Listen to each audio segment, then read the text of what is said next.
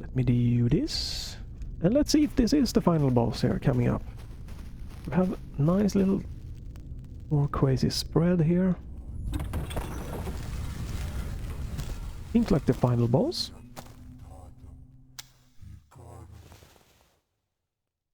Cult leader? Oh, right, that's...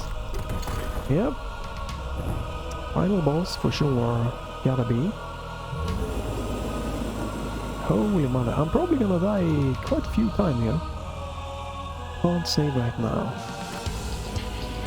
Did I go down here, or what am I supposed to do?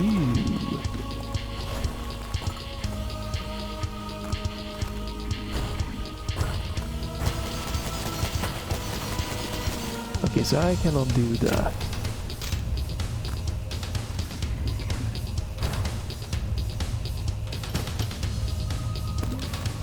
Dang.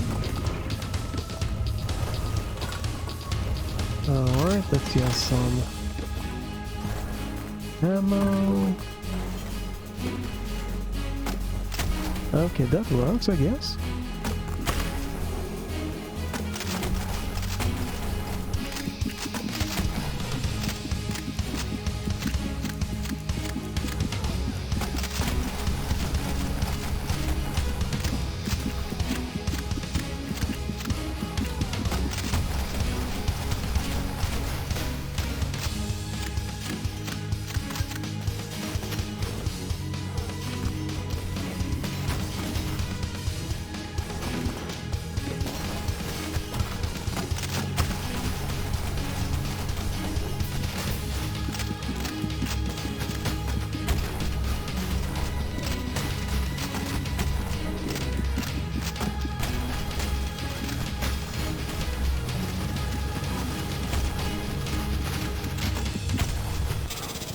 Oh crap, okay, I see what I need to do.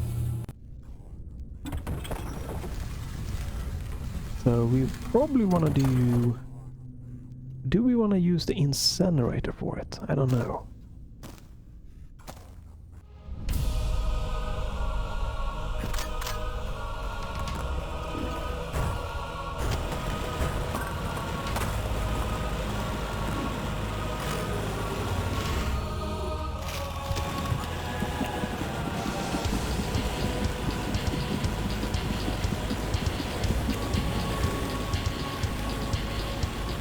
Holy crap.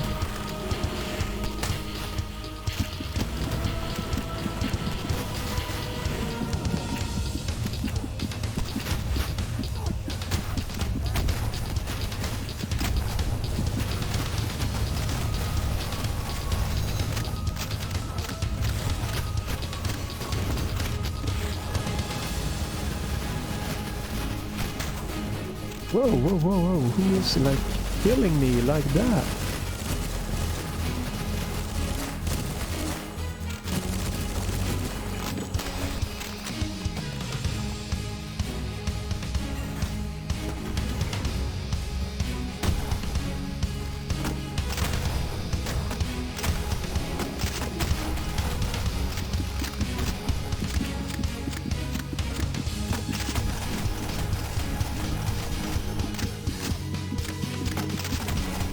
Okay, not a super bad boss, but maybe quite easy if it is the final boss. Might be more boss coming up here, so I don't know.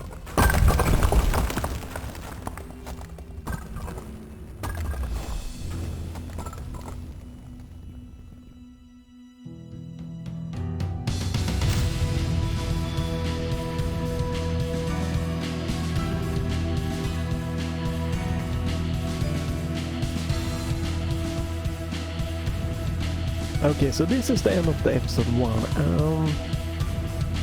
It seems by the ending that they might have anticipated and planned to do the DLC for the episode 2. I'm not a fan of that. Like, this is still a very good value for money, but like episode wise, I've never been a fan of. that clear time seems very weird. It's clearly been taking me more than 3 hours to finish it, but... Well, that's CULTIC. Nice that I could finish to it, and the graphic grew on me, and it didn't bother me as much towards the end. It was just in the beginning there with all the color filtering and stuff. And let me exit out here. Yeah, not a fan of the end. The boss was alright. Not annoying. Not you know, super good or anything. I've never been a fan of like boss that spawn mini boss, or not like enemies. I've always been a fan of bosses that are, you know, just one big boss or something that you fight and fight around the patterns and stuff like that. I think there was one boss here. I'm trying to remember the boss before. Was there? No? Maybe in this game there were no single boss fight here. Except maybe the first one? I don't know. Yeah. The bosses weren't like how they planned them out with the tank and stuff wasn't the greatest here. Level design, especially a few of the levels, like the first level, the level where after the first kind of like the tank boss, and then like this where you go down several levels and stuff like that.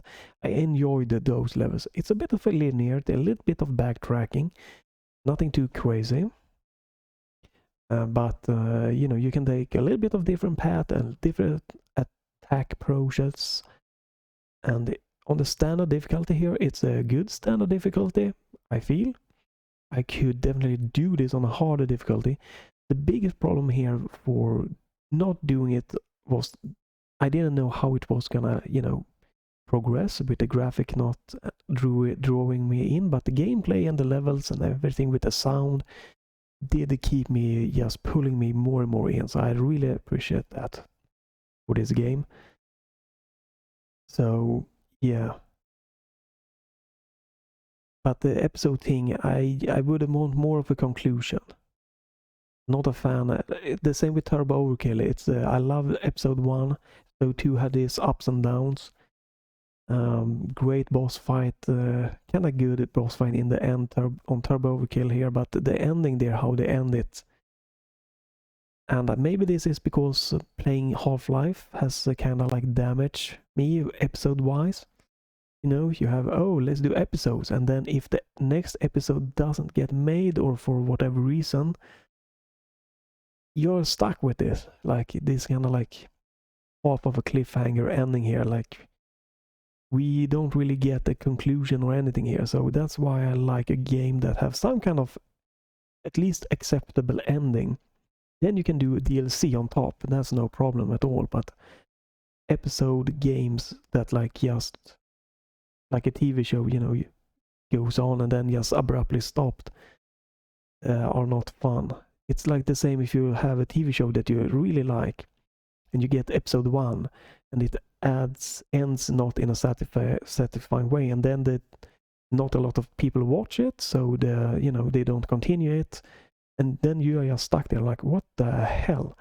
So having episode wise is fine if they end on a good way, and not like if you get some kind of conclusion and stuff like that, and it's fine, and then you might build on with another episode, fine.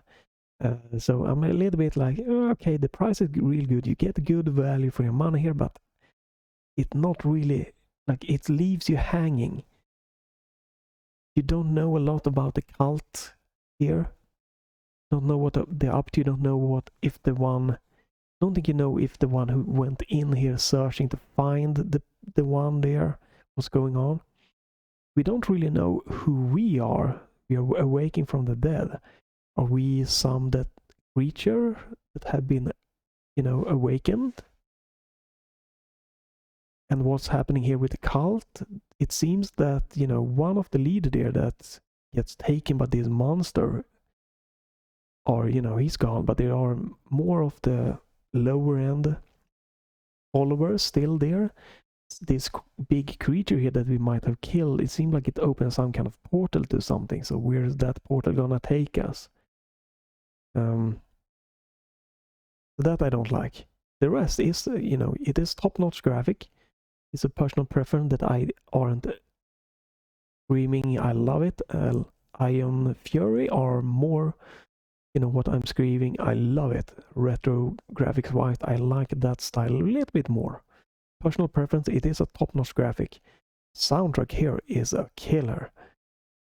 Most of the sound effects are really nice here for the guns. Maybe needs a little balancing, stuff like that. But I like it. I love the headshot thing there. You know, you get the gulag oomph when you get a nice headshot kill. And you also get the slow-mo thing. I think that you can turn off the give time. I love that. Really, like, really rewarding going for those headshots. And, you know, there are a nice amount of enemy diversity and, you know, not crazy much, but I don't mind it.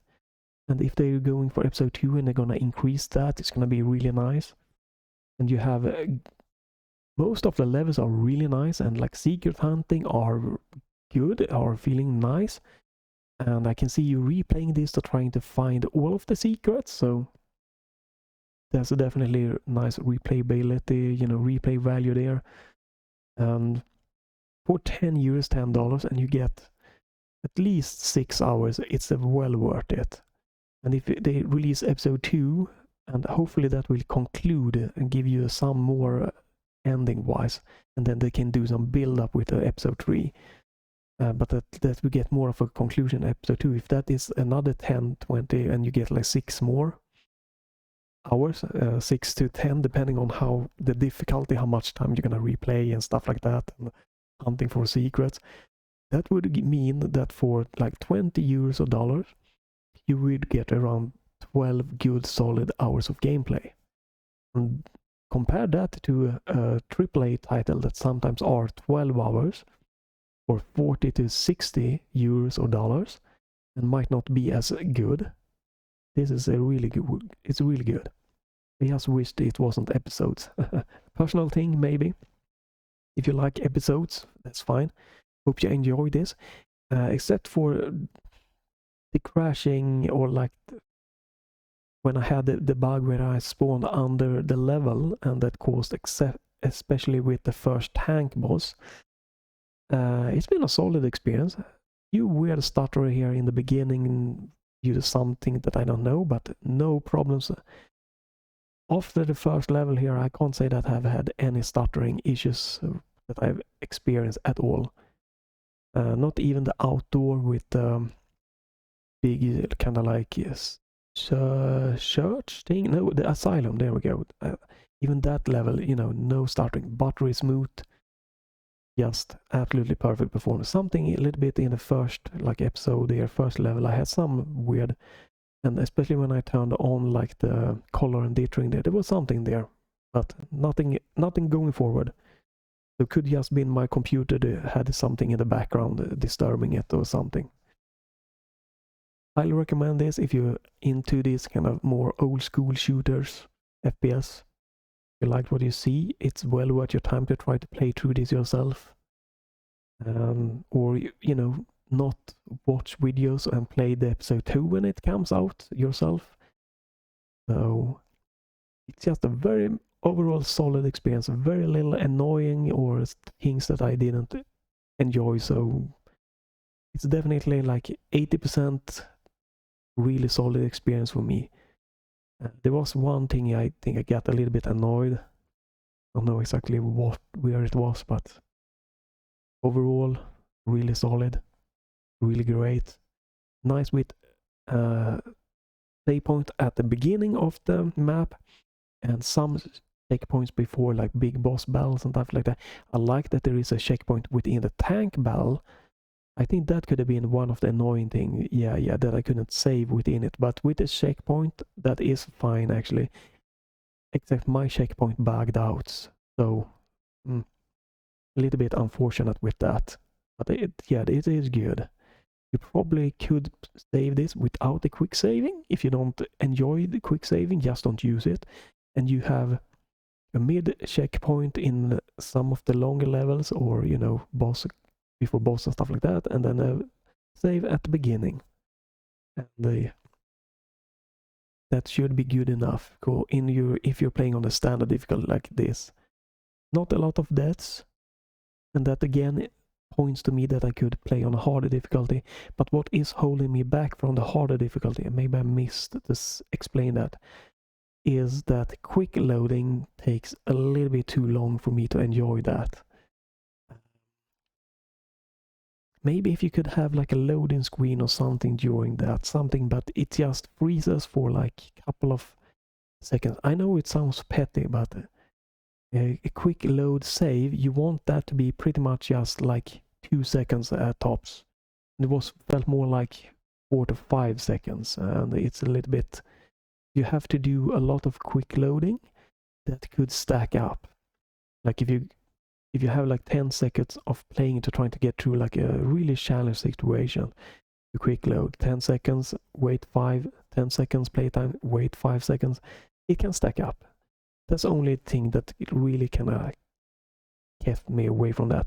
And playing this boss here on the harder difficulty could have definitely been quite a challenging one, but not really super unfair or anything. So yeah, I think I could have done this on one step up on the harder difficulty here and played really well. All the gameplay in this has been done with the Steam controller, keyboard mouse mode, the best and the only controller really for me to play any FPS games. You can see I have a little bit of duct tape here, so unfortunately this might not stack up to too many more years. I really wish I could have gotten a Steam controller 2 by this time, and hopefully really soon before it breaks completely here. Still everything works really solid. It's just the battery hatch that I had to duct tape so to keep it down, the battery compartment here. So please, Valve, Steam, anyone, do the version 2 with the Steam Deck. You know, they want to play on the Steam Deck with a friend. They're good to have like an alternative like this. So not sure what's coming up next on this channel, but we'll see. So if you're curious what might be coming up, leave check back in, or leave us, subscribe, push that little button. If you enjoyed this playthrough, thumbs ups, the likes are definitely nice to know what content I should focus on. And yeah, thank you for watching, and I hope you have a great day, and see you soon, I hope.